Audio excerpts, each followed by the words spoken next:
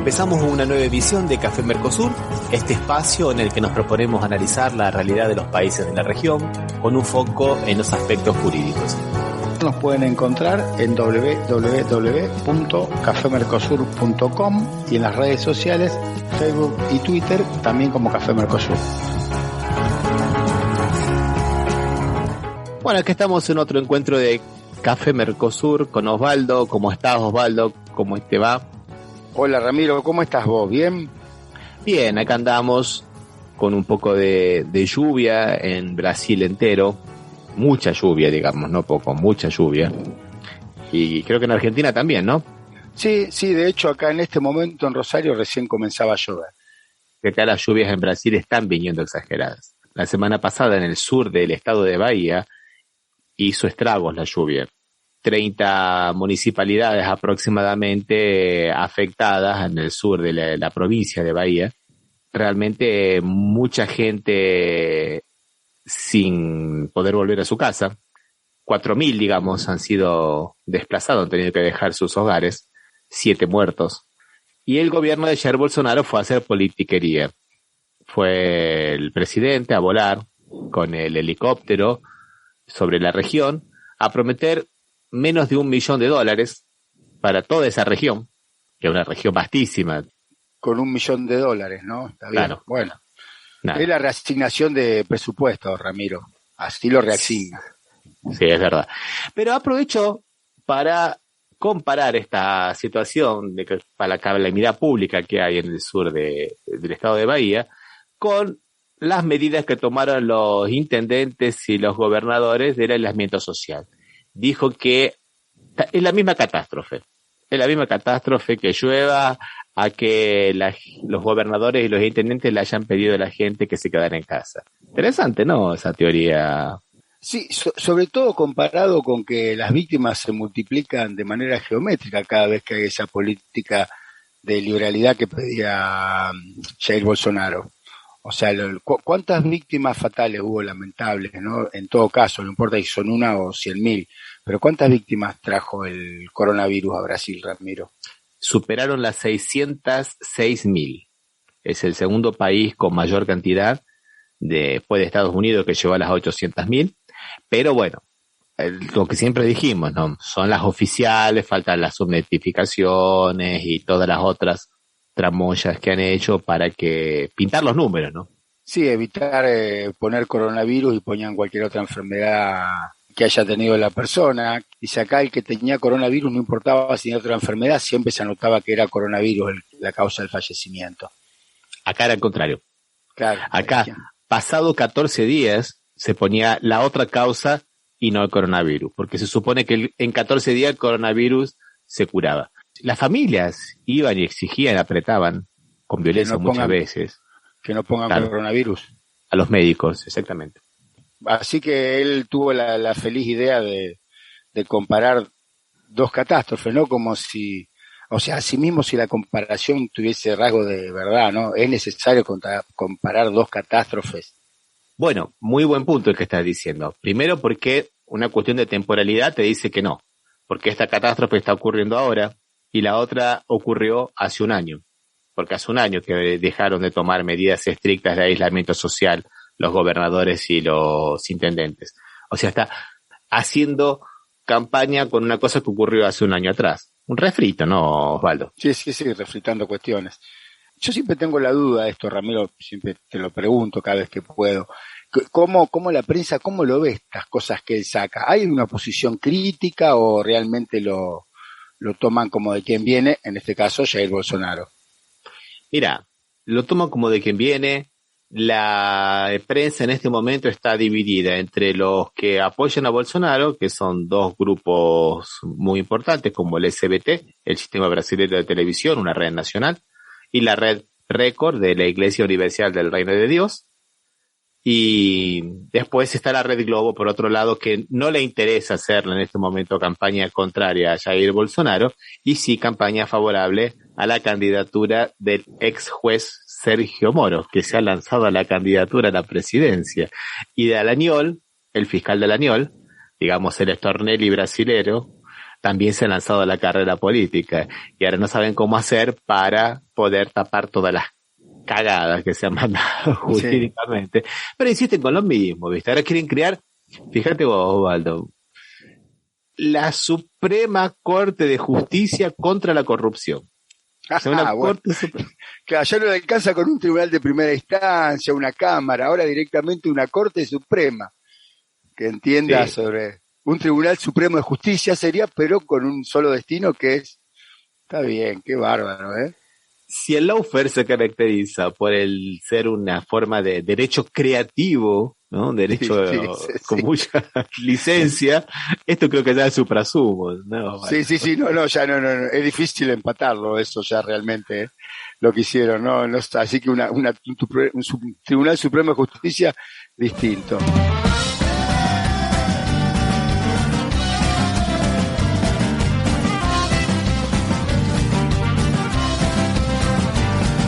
De todas maneras, estas posiciones que a veces se dan en los medios, en algún momento creo que deben tener que parar. Yo, sin decir que es lo mismo, te pudiera decir que acá en la Argentina, haciendo una comparación, ¿no?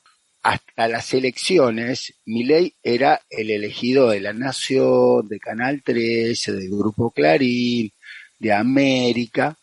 Todos los grupos hegemónicos habían decidido que Javier Milei, un teóricamente, entre comillas, economista liberal, libertario, como él mismo se dice, o sea que era el que hablaba bien. ¿Qué pasó?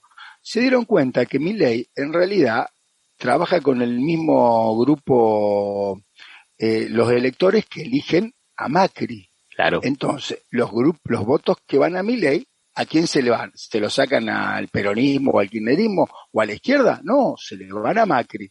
Y ahora descubrieron eso. Entonces ahora el demonio electoral, político en la Argentina es Milei. Milei, que a la reunión que tuvo, en la primera asistencia que tenía preso, era cuando el ministro de Economía, Guzmán, presentaba el presupuesto y lo defendía. ¿Qué hizo Milei?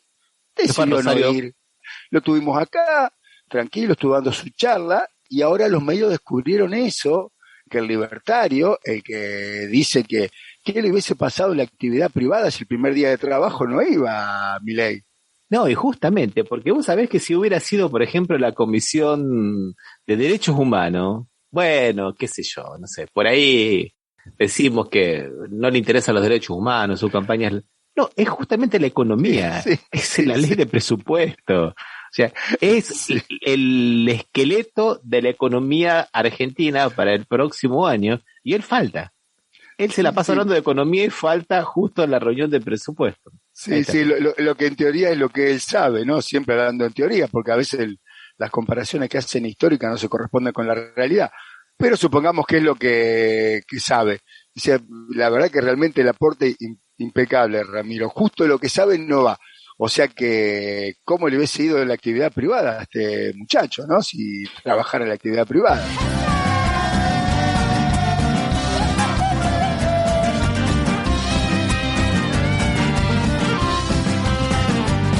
Y bueno, ya que estábamos hablando de los medios de comunicación acá en Brasil, Osvaldo, el periódico español El País tenía una versión en portugués que estaba bastante buena. Muy diferente a lo que es la versión del periódico español, que es una porquería. Sí, el español es horrible, sí. Acá tenía buenos periodistas, tenía buenas materias de investigación, buenos artículos. Se podía leer bien. Bueno, lamentablemente no va a tener más la versión en español. Ellos alegan razones de economía, dice que no consiguieron alcanzar la meta presupuestaria que necesitaban para poder mantener la edición en portugués. Pero en realidad es un grupo francés, el grupo Vivendi, que pasó a controlar el periódico El País y por eso se cierra la versión brasilera, ¿no? Con lo cual se pierde una gran fuente, una de las pocas fuentes de información que hay en Brasil, Osvaldo. Esperemos que hagan lo mismo con la versión en español para Latinoamérica, ¿no? Que tengan la misma versión y la saquen, ¿no? Y la versión del propio El País de España también es vomitiva, sinceramente. Sí. Una voz discordante y duró poco, ¿no? Qué lástima. Y tenía mucha audiencia, o sea, le leía bastante gente. Bueno, esperemos que haya medios que lo puedan reemplazar. Bueno, escuchemos algo de música, ¿qué te parece, Osvaldo? A ver, ¿qué vamos a escuchar, Ramiro? Bueno, escuchemos a Los Abuelos de la Nada y el tema, ya que estábamos hablando de la Lavallato, Cucarachón de Tribunal. Alguien te ha dicho que eres horrible, eres un bicho horrible, que no despiertas admiración, no, no, no. Un abogado fue ventajita, una rata ventajista, cucarachón de tribunal, tribunal. Una mañana me encontrarás triste y temprano, cucarachón de tribunal. Y una mañana me encontrarás triste y temprano, cucarachón de tribunal.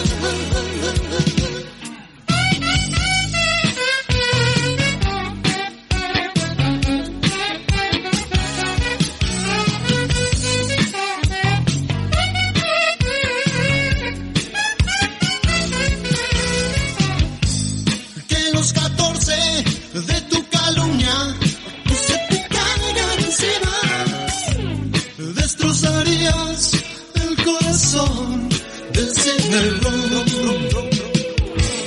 Y una mañana me encontrarás triste y temprano, cucarachón de tribunal.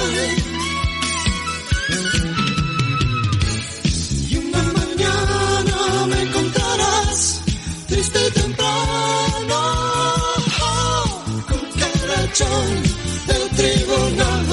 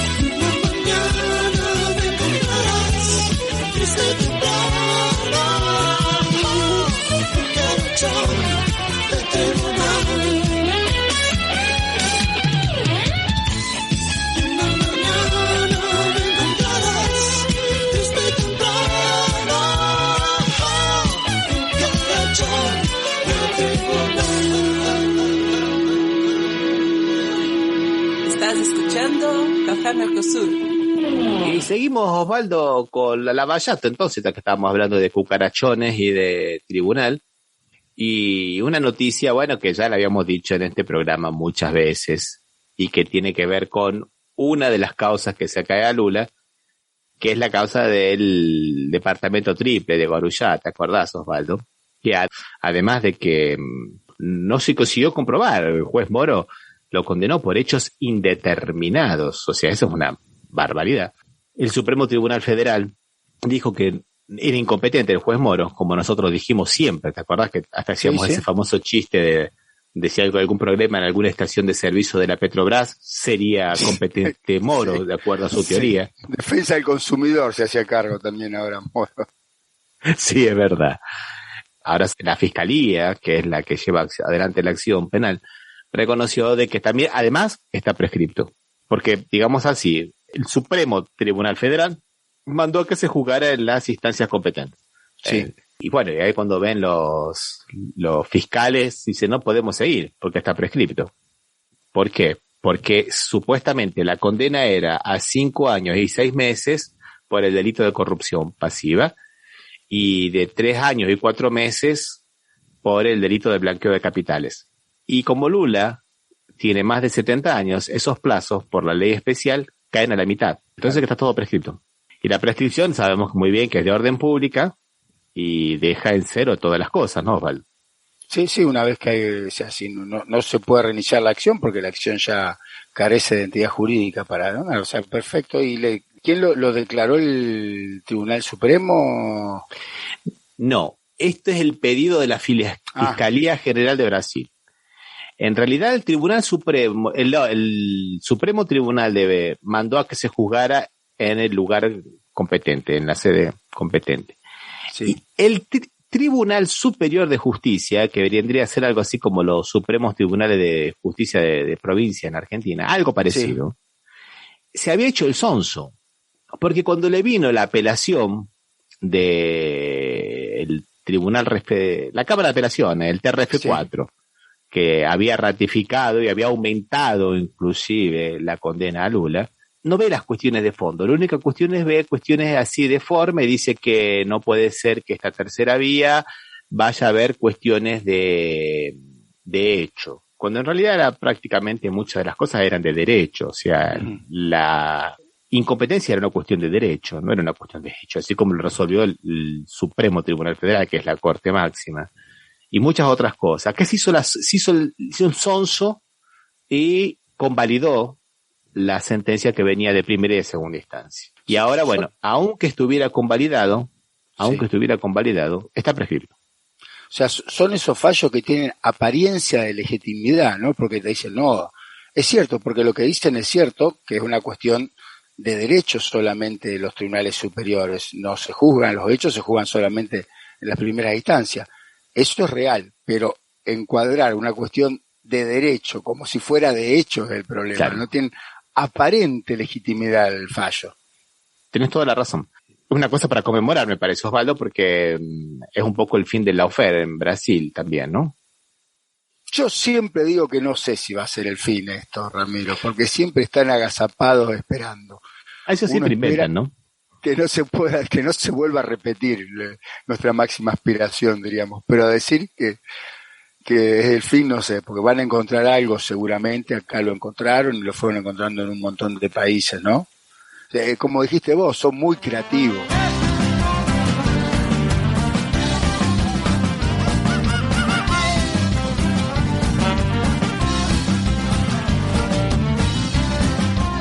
Pero bueno, a pesar de esa creatividad, Osvaldo, hay algunos guiños de racionalidad en el sistema que parece que nos dan un poquito no mucha, pero un poquito de esperanza. Por ahí me estoy refiriendo a la noticia de la Comisión Interamericana de Derechos Humanos, que aceptó una presentación de la Tupac Amaru de Mendoza, en la que se denunció persecución y falta de garantías en las investigaciones judiciales en esa provincia. Qué raro, ¿no, Osvaldo? Sí, qué raro, ¿no? Dos provincias, Gerardo Morales y el gobernador de Mendoza, Fede Cornejo, que tengan persecución con la Tupac Amaru. Legitima el reclamo de Milagro Sala en Jujuy, ¿no? Estos fallos son los que van legitimando y van poniendo blanco sobre negro lo que tiene que ser. O sea, porque lo que se reclama es lo mismo que se reclama en Jujuy. Exactamente. Yo estuve hablando con el abogado, lo entrevistamos en el otro programa, en Batuque en la Cocina, Alfredo Guevara, y él nos explicaba muy bien en qué consiste este modus operandi del gobierno de Mendoza, que es una campaña de estigmatización y persecución ilegal, porque dicen que en realidad la Tupac Amaru es una asociación ilícita. Osvaldo, lo de siempre, cuando nosotros escuchamos corrupción y asociación ilícita y lavado de dinero, empezamos a sospechar, porque sabemos que muchas veces atrás de esas tres figuras jurídicas no hay nada. Por ejemplo, estaba pensando en la asociación ilícita que sé que se cayó hace 15 días atrás, ¿te acordás que comentábamos, no, Osvaldo? Sí, la de Otesuri y Los Sauces, donde la hija de Cristina Kirchner de 12 años era la participante necesaria de la asociación ilícita. Claro, porque hay que juntar tres. Sí, claro, si no le daban los números, Ramiro. Exactamente. Una figura históricamente creada para la estigmatización de los sindicatos, cuando los sindicatos estaban prohibidos en Inglaterra y en Europa, y sigue cumpliendo la misma función, ¿no? Estigmatizar grupos sociales que reclaman por mejores derechos. O sea, pasa el tiempo y la figura siempre sigue vigente, una figura que ya tendría que desaparecer realmente. Pero ¿vos sabés por qué no desaparece, Osvaldo, para mí? A ver qué te parece. Voy a tirar una teoría acá. A ver, dale. Porque tanto la asociación ilícita como el enriquecimiento ilícito de funcionarios públicos son los pocos delitos donde el estado de inocencia es al contrario, lo cual va en contra del principio básico universal de la Declaración de los Derechos del Hombre, ¿no, Osvaldo? O sea que uno es culpable hasta que se muestre lo contrario en el caso de estos dos delitos. Que es básicamente el corazón, digamos, del lawfare. Por eso que casi siempre está la asociación ilícita. Por eso que el Partido de los Trabajadores, para la Lavallato, no es un partido político. Es una organización que quiere el poder. Y por eso corrompe. Claro. Bueno, inclusive se pidió que se la declarara eso ilegal al Partido de los Trabajadores, como se pidió que se declarara ilegal en la época de Macri el Partido Justicialista. ¿Te acordás, Osvaldo? Sí, también. Te podría decir cuando en alguna época declaraban ilegal el Partido Comunista, ¿no? O sea, cualquier partido que no se correspondía, estamos hablando del siglo XIX, no estamos hablando siglo XIX, principio del XX. Sí, realmente es una figura repugnante para el derecho a la asociación ilícita. O sea, que tendría cierta tolerancia si está bien usada, pero para colmo siempre se utiliza con malas artes, ¿no? Para cuando no encuentro una figura le clavo asociación ilícita para que con eso pierdan el estado de libertad. Sí, y además, a través del prisma de la asociación ilícita, cualquier acto normalmente ilícito pasa a ser delictivo. Por ejemplo, el hecho de que le pidan a la gente de la Tupac Amaru que vaya a las manifestaciones políticas para reivindicar algún derecho, eso se convierte en una coacción o en una extorsión. Porque les dicen que vayan como forma de adoctrinamiento y si no, no le dan la casa. Es un grupo social. En todo grupo social las personas le piden a los compañeros que apoyen determinadas causas y otras causas no. Eso no significa que le vayan a quitar la casa si no van a las manifestaciones. Es una actividad de proselitismo como todos los grupos sociales, ¿no es verdad, Osvaldo?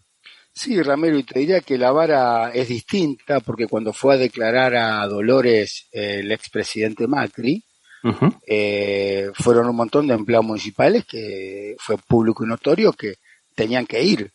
No había posibilidad de decir que no, y a nadie se le ocurrió decir que esa era coacción.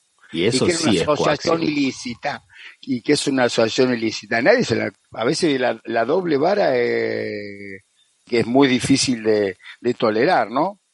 Lo mismo que ha pasado con las pobres chicas que las mandaban a repartir volantes, que eran empleadas municipales, en la ciudad de Buenos Aires a favor del Partido PRO. Y muchos las atacaban porque eran del PRO y después dijeron, no, son chicas que están trabajando, son chicas que están haciendo eso para no perder el empleo. O sea, no se la agarren con ellas, ¿viste? Realmente, Ramiro, cualquier situación que le pongan en riesgo el trabajo en función de una militancia X, no es agradable realmente. No, de quien sea, ¿no? Eso de quien sea, una política que en su momento la practicó el peronismo, como la practicaron otros partidos que después lo negaron como los radicales y todo, pero no importa. O sea, también no era bueno en esa época hacerlo. Estos delitos de asociación ilícita, estafa, coacción y extorsión que se utilizaban así, digamos, frecuentemente en los casos en los que se perseguía a los miembros de la Tupac Amaru de Mendoza, fueron desestimados, fueron desechados en el 2018 en un fallo de la 8ª Cámara del Crimen. ¿Por qué? Porque justamente establecieron que las cooperativas de la Tupac Amaru eran cooperativas y que las viviendas para las cuales se habían constituido estas cooperativas, que era la fabricación de la vivienda, realmente se construyeron. O sea que no había, como ellos decían, una idea de asociarse para cometer delitos. No, era para hacer casa y las casas estaban todos los papeles en regla. Que también pasó lo mismo en Jujuy. También no han conseguido demostrar que haya sido una asociación ilícita, ¿no? Hace unos 15 días estuve en Jujuy y vi las construcciones, las casas que hacía la Tupac, y yo cuando la veía tenían en cada tanque de agua, casas que se ven muy lindas y que han sido objeto de revistas de arquitectura inglesas e italianas sobre cómo se construyeron, hablando bien, tenían la figura de Tupac y de Che Guevara, una en cada tanque y así, y ahora están todos pintados de blanco. Yo recuerdo haber visto eso. O sea, esa animadversión que tienen con respecto a eso también no es agradable, porque está bien, vos decís, bueno, está detenida, está mal detenida, mal, el proceso está mal hecho. Ahora es necesario sacarle totalmente el origen o la marca que tenían esas casas y la gente estaba contenta en ellas. Claro, lo que pasa es que esta demonización, digamos, amedrenta y amedrenta bastante. Escuchemos algo de música y seguimos, Valdo. Vamos, Ramiro.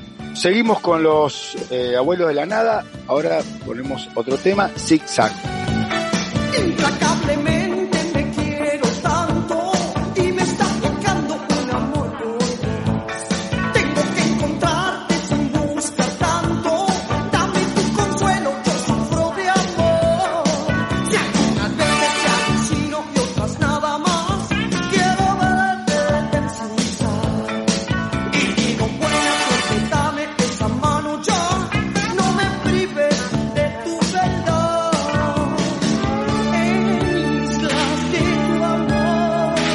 Soy náufrago y bandido, apasionado por llegar. Impecablemente voy alumbrando y desentramando esta sensación. Soy un vagabundo entre tus encantos, poseo el perfume que te gusta a vos. Si algunas veces me adelanto y otras voy detrás, quiero y digo, buena suerte, dame esa dicha ya. No me prives de tu verdad. Y siento que vida luces en mi futuro, apasionado por llegar. Tiene buenos dientes y la piel caliente, hace lo que siente, piensa con la mente. Yo quiero estar consciente a la hora en que la suerte me destroza.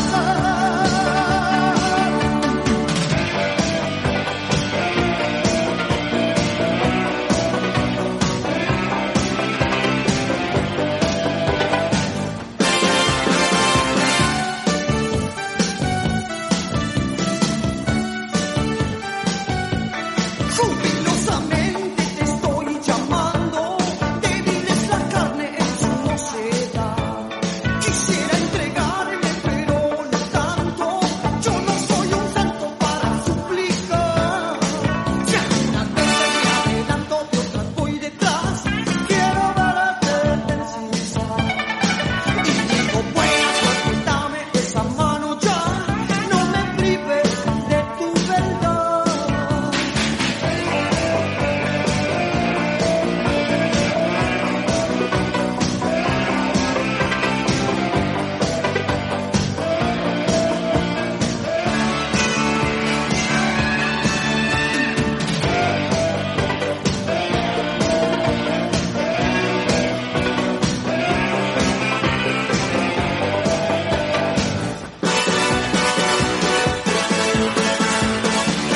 Estás escuchando Café Mercosur. Somos Latinoamérica, no lo olvidemos nunca más. Somos Latinoamérica, no lo olvidemos nunca más. Somos Latinoamérica. Bueno, Osvaldo, y sigamos con las causas del lawfare y de esta creatividad jurídica. Y vamos a una causa que de alguna manera ha repercutido en los medios nuestros, digamos, ¿no? Los más progresistas de Argentina, pero no los hegemónicos. Y es la causa de los dólares termosellados. Yo diría falso perito en realidad, porque ya está detenido, ¿no? Un falso perito que tenía un perro y que se dedicaba a investigar a través de implantar en los lugares donde él hacía las pericias, huesos, cráneos y todo eso, cartitas. Participó en un proceso que inicia a través de una investigación que nace una denuncia que hacen dos diputadas macristas, Mariana Zubich y Pablo Oliveto, donde cuentan la historia de la desaparición de una mujer, Marcela López, donde interviene este falso perito, que descubre que habían estado de una propiedad que era de un administrador de Máximo Kirchner, ¿puede ser? De una persona. Bueno, ellos decían que era administrador de Máximo Kirchner, que en realidad eso tampoco quedó demostrado. Era una propiedad de este hombre, un hombre que tiene problemas mentales, hay que decirlo. Sí, y problemas psiquiátricos. Sí, tiene problemas psiquiátricos. Y él decía que se sentaba en la mesa del poder, ¿viste? Todo ocurre en la ciudad de Río Gallegos, ¿no? La capital de Santa Cruz, de la provincia de Santa Cruz, de donde tienen básicamente la historia de los Kirchner, ¿no, Osvaldo? Sí, y ahí este perito dice que hay una caja con dólares termosellados, que ve que se están llevando varias cajas y en ella hay billetes, dólares termosellados.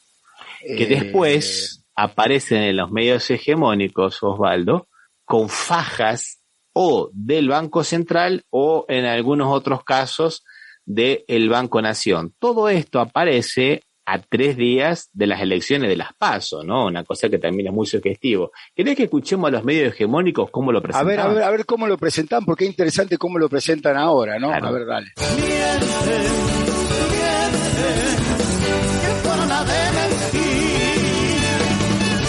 Una denuncia de que se encontraron fajos de dólares termosellados. Bueno, la causa tiene una importancia institucional muy especial. Aparentemente en Santa Cruz, en Río Gallegos, encontraron. Aparentemente eran fajos, cajas llenas de dólares termosellados con franjas del Banco Central. Aseguraron que habían descubierto varias cajas de archivo que en su interior tenían fajos de dólares termosellados con la marca del Banco Nación. Con franjas del Banco Central. Con la marca del Banco Nación. Unos perros entrenados detectaron cajas con billetes termosellados, ¿no? Exacto. De dólares termosellados. Y encontraron cajas de cartón repletas de dólares termosellados con el sello del Banco Nación. No sé si les suena. Abrieron las cajas y se encontraron con al menos 8 cajas de estas que tenemos de bibliorato, digo, las que puede tener en cualquier oficina, llenas de dólares, fajos termosellados, con el sello del Banco Nación. La diputada Mariana Zubik, nacida y criada en Santa Cruz y rigurosa y valiente denunciante. Los dólares termosellados que denunció Mariana Zubik eran billetes del juego El Estanciero. Del Estanciero. La justicia decide archivar esta causa. Luego de investigar, el juez Claudio Vázquez desestimó la denuncia por nulo apoyo probatorio. Bueno, viste, Osvaldo, vos lo que son las cosas. Una importancia institucional tenía esta denuncia que han hecho, digamos, ¿no? La diputada Mariana Zubik y Pau Oliveto, 2 denunciadoras seriales que son, digamos, el alma mater de las denuncias contra el kirchnerismo, ¿no? Junto con Elisa Carrió, que son el trío de las denunciadoras seriales, ¿no, Osvaldo? Sí, te diría aparte que tienen una capacidad para denunciar cada 2 años. Cuando se vienen las elecciones siempre encuentran una denuncia para hacer, ¿no? Siempre tienen son ubicadas en tiempo y espacio las denuncias, siempre antes de las elecciones. Sí. Entre esas voces aparece la voz de un periodista, supuestamente periodista, de Francisco Muñoz, de Santa Cruz, que es de OPI Santa Cruz, que es un portal. Este hombre era un exide que se fue, digamos, a vivir a Santa Cruz hace unos 8 años, y de ahí en más se lanza todas las investigaciones, estas raras, estas invenciones, y todas las operaciones en Santa Cruz se hacen a través de este personaje de Francisco Muñoz, de OPI Santa Cruz, una paginita oscura que huele a servicios, ¿no, Osvaldo? Recordaría los microemprendimientos que defendía Macri con respecto a las causas de escucha, ¿no? Ilegales, que decían eran microemprendimientos de los servicios. Por ahí este muchacho tiene el OPI, es un microemprendimiento que tiene dentro de sus tareas en la AFI. Sí, aparte de todo esto, lo que más triste, o lo que más tristeza nos causa por ahí, Osvaldo, que hay una mujer que está desaparecida. Marcela López, una mujer muy joven, de menos de 40 años, trabajaba en un hotel, no se sabe por qué desapareció, no se sabe absolutamente nada. Y ahora aparece este exnovio que él tenía, que justamente sería, como bien dijiste vos, funcionario de Máximo Kirchner, lo cual no es verdad, no se ha comprobado absolutamente nada, y no se sigue investigando qué ha pasado con esta mujer. Esta mujer está desaparecida, Osvaldo. Y bueno, ahora han desestimado la causa porque lo único que han encontrado no son dólares termosellados, sino una caja de cartón, de zapatos, con un juego muy famoso en Argentina, una versión argentina del Monopoly, que se llama El Estanciero, ¿no, Osvaldo? Sí, que tiene unos billetitos y que se ve lo que estaban termosellados eran los billetitos del estanciero, ¿no? Que claro, son bastante más chicos. Y aparte, podríamos decir que la denuncia dice que se las llevaron la misma noche, todas estas cajas, las 8 cajas en un Chevrolet Corsa. ¿Dónde las metieron las 8 cajas con tanto dinero? Sí, Para que nadie lo advirtiera que se estaban llevando esa fortuna, según ellos. Y la denuncia cuando la hacen Zubich y Oliveto, había tenido mucha difusión en los medios. Lo escuchamos a Leuco, a Majul y todos estos impresentables que le dieron amplia difusión a esto antes de las elecciones, y ahora con el archivo no dijeron más nada. Se ve que la noticia ya carece de importancia, siendo que los dólares nunca aparecieron porque nunca estuvieron, pero la señora todavía sigue desaparecida.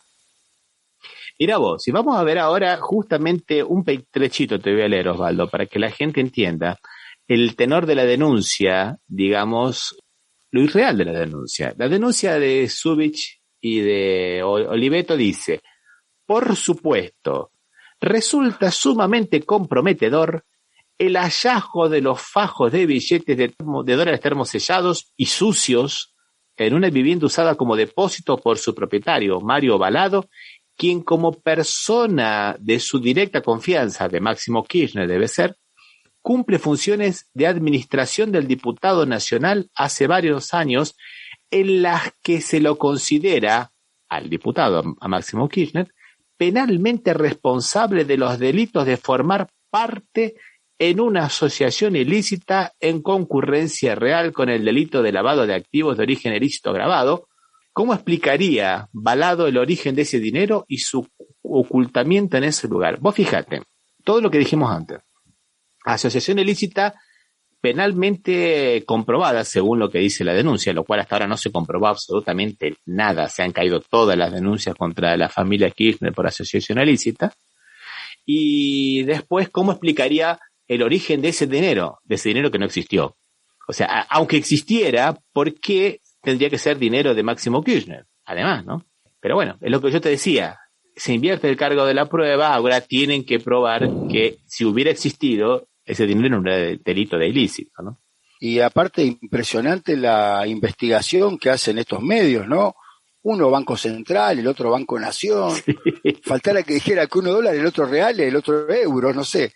Realmente no, dijeron dólares porque eso garpa más, ¿no? Pero qué profunda investigación, o sea, qué serio que son los temas que tiran, que difunden, que tiene una investigación tan profunda.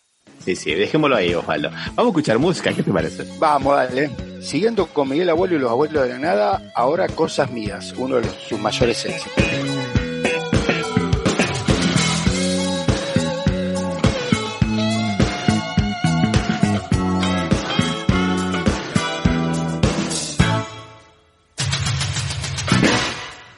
Fui a las puertas del Edén y encontré todo muy bien.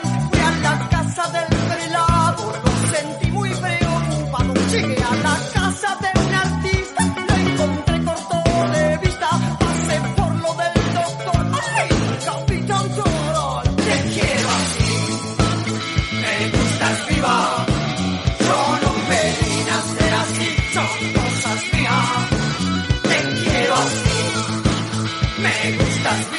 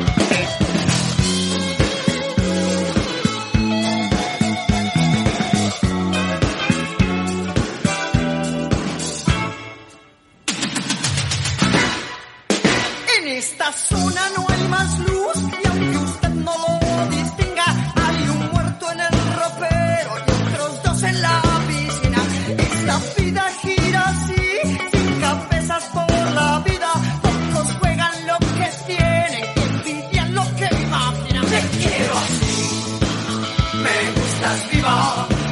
Yo no pedí nacer así, son cosas mías.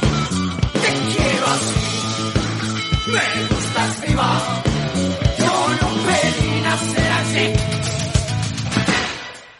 Te quiero así, me gustas viva. Yo no pedí nacer así, son cosas mías. Te quiero así, me gustas viva. Yo no pedí nacer así. Bueno, y vamos a la parte principal de este programa, o por lo menos lo que queremos tratar un tema más a fondo, que es justamente este grupo de Puebla como nuevo player, ¿no? Como nuevo grupo de reunión de los gobiernos progresistas y de dirigentes progresistas en América Latina después que han, digamos, terminado con lo que era la UNASUR, ¿no, Osvaldo? Sí, la dinamitaron, diríamos, la UNASUR. Sí, a tal punto que, bueno, hasta inclusive la estatua de Néstor Kirchner que estaba en Ecuador, la han devuelto. Y sí, se han quedado el gobierno de Ecuador con todos los edificios que pertenecían a las diferentes sedes de la UNASUR que estaban en Ecuador. O sea, sí, básicamente, es como si hubieran puesto dinamita simbólicamente. Sí, escuchemos un audio de Pedro Brieger y después lo seguimos comentando. ¿Qué te parece? Dale, vamos. El Grupo de Puebla, que apenas nació hace 2 años, tuvo un nuevo encuentro presencial después del último que se había realizado en noviembre de 2019. En ese momento liberaban de la cárcel a Lula da Silva en Brasil, pero acaecía el golpe de Estado en contra de Evo Morales. Y en el año 2020 vino la pandemia. El Grupo de Puebla no dejó de reunirse, pero fue de manera virtual. Ahora, el 7º encuentro se realizó de manera presencial y en México. Algo fundamental si se toma en cuenta que el grupo nació en México hace 2 años, pero ahora, después de 3 años de gobierno de López Obrador, el gobierno de México ha decidido intervenir, y mucho más fuerte, en América Latina. Por eso la reunión se realizó en México con el auspicio del partido Morena, el partido de gobierno. En la reunión de México estuvieron presentes varios expresidentes: Dilma Rousseff, Rafael Correa, Fernando Lugo, Ernesto Samper y también José Luis Rodríguez Zapatero de España, que ahora interviene y mucho en la política regional, principalmente en el diálogo en Venezuela entre el gobierno y la oposición. Mientras muchos medios de comunicación en la región insisten en sostener a los sectores más radicalizados opositores al gobierno de Venezuela, Zapatero interviene para que puedan dialogar los sectores opositores que se presentaron al último proceso electoral en Venezuela y el gobierno. Más allá de los resultados que hubo, lo concreto y real es que la oposición que trató de deslegitimar el proceso electoral en Venezuela ha quedado en absoluta minoría. Y esto es uno de los grandes méritos de Zapatero y también del Grupo de Puebla, que permanentemente insistió en el diálogo, no solamente en Venezuela, sino también en Colombia y en otras regiones. Pero además hay algo novedoso con el Grupo de Puebla. Pensemos que nació hace apenas 2 años, cuando el Grupo de Lima parecía algo muy potente para contribuir a la caída del gobierno de Nicolás Maduro, y ese grupo desapareció por completo. Y además, la derecha y la extrema derecha regional tiene hoy al Grupo de Puebla como su principal enemigo. Ladran Sancho, señal que cabalgamos, dice un viejo refrán, y claro que esto se puede plantear respecto del Grupo de Puebla. Pero hay algo más. Por primera vez en la historia latinoamericana, varios expresidentes, funcionarios de primer nivel, se pueden reunir para conversar entre ellos y ellos sobre lo que fueron las experiencias progresistas en el poder en este siglo XX. Recordemos que en el siglo pasado hubo experiencias progresistas. En su inmensa mayoría quedaron truncas por golpes de Estado y porque además quienes gobernaban terminaban asesinados, en el exilio, presos y prácticamente sin vínculos entre ellos. Hoy, Rafael Correa conversa con Dilma Rousseff, con Fernando Lugo, con Ernesto Samper, pueden intercambiar opiniones, se encuentran, se conocen, hay un vínculo personal, incluso bromean entre ellos ahora que existen las nuevas herramientas tecnológicas como el WhatsApp. Esto los acerca, los une, más allá de las diferencias que pueda haber o las que pudieron haber tenido mientras gobernaban y tenían que representar los intereses de Estado, los intereses nacionales de cada uno de los países, que llevó a que muchas veces hubiera incluso roces entre ellos. El Grupo de Puebla puede servir como catalizador de estas experiencias, tomando en cuenta que son conscientes todos de que hay diferencias incluso profundas respecto de muchos temas, pero saben que juntos son mucho más y que son un poder hoy para enfrentar a los sectores conservadores en América Latina. Yo quería rescatar algunas palabras de lo que decía Briegel, y que, bueno, es verdad que hubo muchas alternativas populares en los diferentes países en América Latina en el siglo pasado, pero en este también, y había más comunicaciones, y había correos electrónicos, y había muchas otras, pero no había diálogos. Yo creo que muchas veces, como él dice, muchos de estos gobiernos, en sus ansias nacionalistas un poco, digamos, retrasadas, que no apuntaban mucho en la construcción de la patria grande, de la unidad latinoamericana, no se discutieron bien. Si vamos a pensar algunos ejemplos, por ejemplo, Lula estaba en su primer gobierno enloquecido con que él quería tener un protagonismo internacional que, según la élite brasilera, es de izquierda, pero también es de la élite brasilera, eso tenemos que tenerlo bastante claro, a Brasil le corresponde por derecho. Entonces él quería, en determinado momento Kirchner dijo, bueno, pero hasta el Papa quieren elegir ahora, todo quieren, inclusive porque se estaban oponiendo a que la Organización Mundial del Comercio apoyaran a un candidato de Uruguay, que después Lula propuso el propio, ¿viste? Porque era eso, ocupar todos los espacios y no tener una estrategia latinoamericana. O, por ejemplo, el conflicto entre Tabaré y Kirchner por las pasteras entre Uruguay y Argentina, ¿no? Por el tema de las pasteras, que no se resolvió como debería haberse resuelto, ¿no es verdad, Osvaldo? Dejaron muchas cicatrices, ¿no? Sí, quedó bastante. Lo que pasa es que creo que también fueron aprendiendo en el ejercicio, que a veces ocupar el espacio es muy importante, pero necesitas tener un apoyo extra sobre ese espacio que estás ocupando.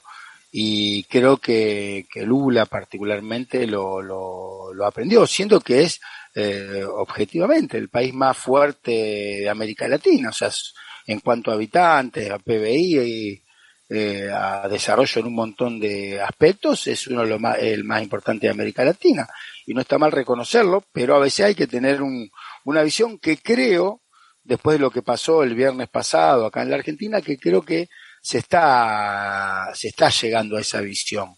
Totalmente de acuerdo, principalmente con lo que ocurrió en Argentina el día 10, que se celebraba la vuelta a la democracia y los derechos humanos, y que se reunieron en un acto multitudinario donde participó más de 250 millones de personas, y Alberto Fernández, Cristina Kirchner, Lula y Pepe Mujica, el expresidente de Uruguay. Y es verdad que han ido aprendiendo. Un poco, también vos tenés razón, Brasil es el país más grande, y dentro de lo que es Latinoamérica, sin Brasil no alcanza, pero con Brasil solo no basta. Eso es lo que tiene que comprenderse.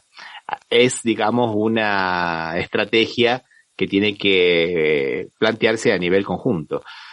Y lo podemos ver con los golpes, ¿no? En 2008 se salvó Evo Morales, pero en 2009 cayó Zelaya. En 2011 en 2010 se salva Correa, pero en 2011 cae Lugo. Y después Cristina Kirchner quedó aislada en unas elecciones bastante raras y pierde las elecciones por muy poquito, pero pierde. Sí. Y después se instaura el lawfare, que ya venía funcionando a todo vapor en Brasil. O sea que los enemigos por ahí son los mismos, los desafíos son los mismos, y muchas veces hay pequeñas rencillas. Por ejemplo, en Paraguay aparece aftosa y conmemoran los criadores de ganado de Argentina y de Brasil porque van a poder vender un poquito más de carne china. Cuando en realidad lo que habría que hacer es tener una zona libre de aftosa y un sello Mercosur libre de aftosa, por ejemplo, que le da un plus, le da un sello de calidad y lo podés vender más cara. Pero bueno, eso es pensar grande, eso es pensar, digamos, más allá de las pequeñas mezquindades, ¿no, Osvaldo? Sí, pero esperemos que haya habido un aprendizaje en este tema porque, o sea, ¿cuál es la opción si no es esa que vos estás marcando, Ramiro? O sea, sin defender una postura ni nada, Jair Bolsonaro tiene una idea, aliarse con Estados Unidos y armar toda una estrategia en función de su alianza con Estados Unidos. Él optó en ser cola de ratón en lugar de ser cabeza de león, es su visión. En cambio, la visión que podría tener Lula después de todo lo que ha pasado es que en realidad, yendo todos juntos, podemos negociar con Estados Unidos, podemos negociar con China, podemos negociar con Europa, podemos negociar con cualquiera, pero no, ninguno puede cortarse solo o entender que el camino es aliarse con Estados Unidos, porque a Brasil esa alianza con Estados Unidos le está costando. Es interesante lo que vos estás colocando muchísimas cosas, porque también hay que ver que Bolsonaro no quiere aliarse con Estados Unidos, Bolsonaro quiere aliarse con Donald Trump, en realidad, que es un sector, que es el sector que representa las derechas del todo el mundo, ¿no? O sea, Bolsonaro tiene, por ejemplo, estrechos lazos con Kast, el candidato de extrema derecha de Chile, y con el único que le dio bolilla cuando fue a Europa fue Salvini. Ninguno de los mandatarios en la reunión del G20 le llevó el apunte. Salvini fue la única persona que lo recibió, y eso es una cosa muy, muy interesante. Pero es como vos decís, entre todos se negocia mejor, inclusive hasta nuestras relaciones con la China, ¿no? Porque la China también es otro imperio que podrá tener algunas características que a nosotros nos parezcan más simpáticas, pero sus intereses son netamente imperiales, ¿no, Osvaldo? Sí, más simpática o más antipática, ¿no? O sea, sí. Cada uno tiene su posición y está bien que cada país lleve adelante su política, pero es cómo enfrentás esa política. O sea, tenés razón, vos fuiste más claro, o sea, el aliado de él era Trump y todo la derecha republicana, ¿no? Pero sigue pensando desde ese punto de vista, y eso hace que sea más difícil negociar, o sea, que a nosotros nos cueste más.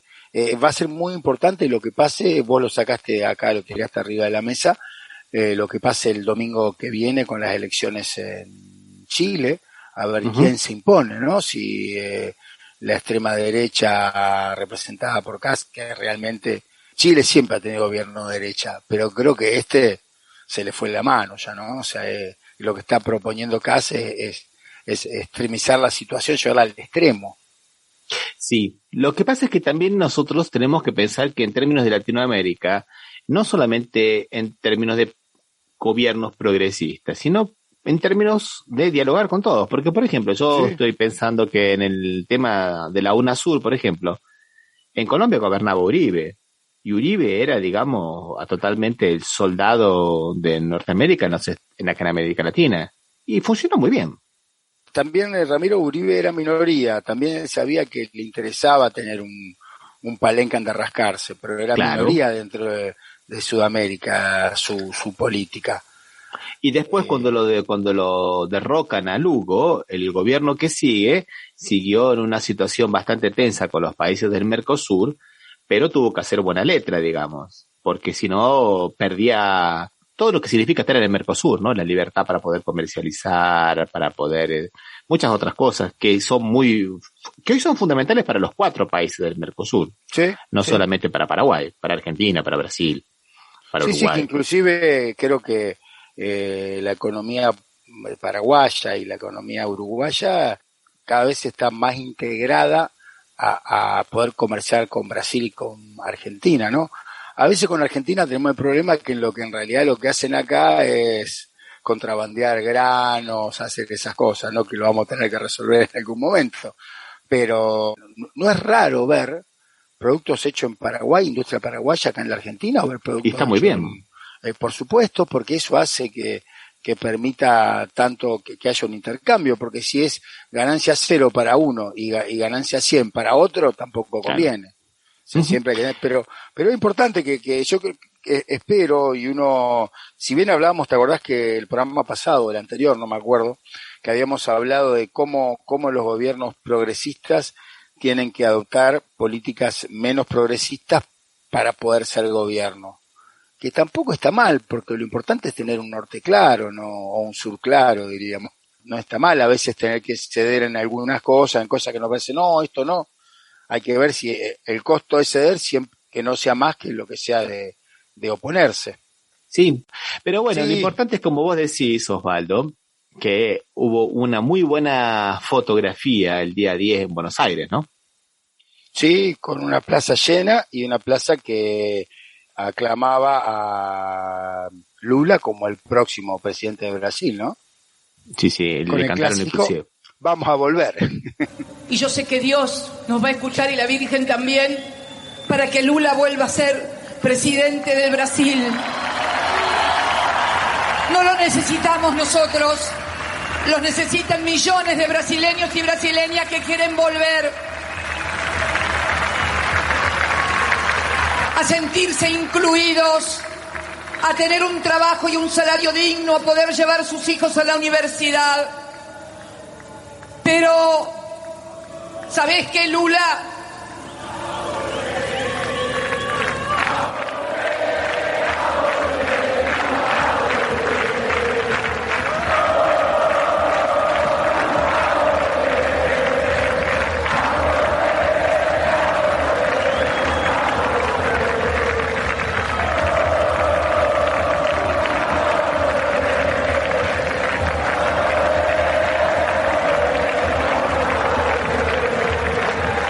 Mire, compañero, no es que pronostique nada, pero mire que cada vez que cantaron eso no se equivocaron. Lo último que quería destacar es de este grupo de Puebla, son dos cosas. Primero que, bueno, este grupo de Puebla, como dijo Pedro Brieger, está un poco con el protagonismo de el presidente de México, ¿no? De AMLO, de Manuel López Obrador. Y está bueno eso porque México se había mantenido un poco al margen de todos los procesos estos de UNASUR y de unificación latinoamericana. Entonces, México es un gran jugador, ¿no, Osvaldo? Importante, ¿no? Y es el vecino de Estados Unidos, Ramiro, es realmente eso solo, y la cantidad de habitantes y su PBI, eso solo, poniéndolo de tu lado, es importante en cualquier negociación. Después de Brasil es la segunda economía latinoamericana. Claro.